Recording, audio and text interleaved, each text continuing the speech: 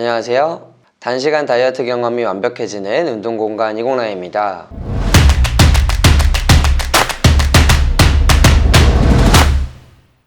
우리 몸 중 장 속에는 100조 개의 균이 서식을 하는데요. 좋은 균이 더 많이 서식하느냐 혹은 나쁜 균이 많이 서식하냐에 따라 다이어트는 물론 불안과 우울함 등의 감정 및 면역력까지 다방면으로 깊은 영향을 준다고 합니다.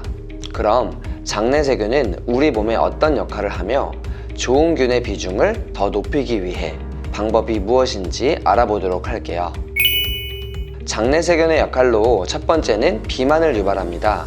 비만균으로 불리는 피르미쿠테스균과 퍼피큐테스균은 음식의 흡수를 높이고 지방산 생성을 증가시킵니다. 미국의 메이오 대학에서 진행한 실험으로 피르미쿠테스균을 주입한 쥐는 같은 먹이를 주었을 때 다른 쥐보다 1.5배나 살이 쪘다는 보고가 있습니다. 또한 사람을 대상으로 한 연구에서도 같은 결과가 나왔는데요. 비만균의 비율이 3% 정도로 적은 사람은 상대적으로 많은 음식을 섭취해도 체형이 유지되고 비만이 생겨나지 않았지만 비만균의 비율이 19%인 사람은 적은 양의 음식만 섭취해도 금방 체중이 증가되었다는 결과가 나타났습니다. 반면 장내 유익균이 많아지면 장의 기능을 높여주고 음식물 분해를 도와줍니다. 때문에 식단 조절도 잘하고 운동도 하는데 살이 안 빠진다 하시는 분들은 장내 환경을 체크해 보셔야 합니다. 다음 두 번째 장내세균의 역할은 면역력입니다. 면역세포 중 70%를 가진 기관이 대장입니다. 면역의 컨트롤 타워 역할을 한다고 해도 과언이 아닙니다. 그래서 장내 환경의 유해균의 균총이 높을수록 면역력이 떨어지게 되어 잔병치레가 잦고 심해질 경우 염증성 장질환, 대장암, 류마티즘, 지방간, 치매 등으로 이어질 수가 있습니다. 다음 세 번째 장내세균의 역할은 감정입니다. 장을 제2의 뇌라고도 이야기하는데요. 일본 교토대학 연구팀은 감정 제어와 장내세균의 연관성을 국제학술지에 발표하였는데요. 장내 환경에 유해균이 많은 집단은 감정 제어가 어려웠다고 합니다. 또한 스트레스와도 관련이 있다고 합니다. 장내세균은 스트레스 호르몬인 코티졸 호르몬의 분비를 줄여주는 역할을 합니다. 이렇게 장내세균의 상태를 개선하면 뇌에 긍정적인 영향을 줄 수 있다고 합니다. 그럼 유익균과 유해균의 가장 적당한 비율은 어떻게 될까요? 연구 결과에 따르면 유익균은 85%, 유해균은 15%일 때 가장 이상적이라고 합니다. 그럼 장내세균 비율이 좋지 않을 때 우리 몸은 어떠한 반응을 보일까요? 첫 번째는 평소 방구 냄새가 지독하고요. 두 번째는 방귀가 많은 날이 지속됩니다. 세 번째는 변비가 있습니다. 네 번째는 배변 후 잔변감이 있고 다섯 번째는 평소 소화가 잘 되지 않습니다. 여섯 번째 배가 자주 아프고 일곱 번째는 복부 팽만감이 지속됩니다. 여덟 번째는 과민성 대장증후군이 있고 이 중 2개 이상이 해당된다면 장내 환경을 관리해야 합니다. 그럼 장내균총을 무너지게 하는 이유에 대해 알아보겠습니다.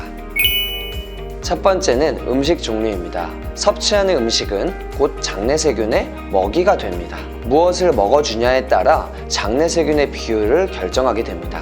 유해균의 먹이인 정제된 탄수화물인 흰쌀밥, 떡, 액상과당, 밀가루, 가공식품, 그리고 잦은 외식이 원인입니다. 두 번째는 유해균의 증식의 원인은 항생제와 호르몬제를 장기 복용하고 제산제를 자주 드시는 습관입니다. 이는 좋은 균의 증식을 억제하기 때문인데요.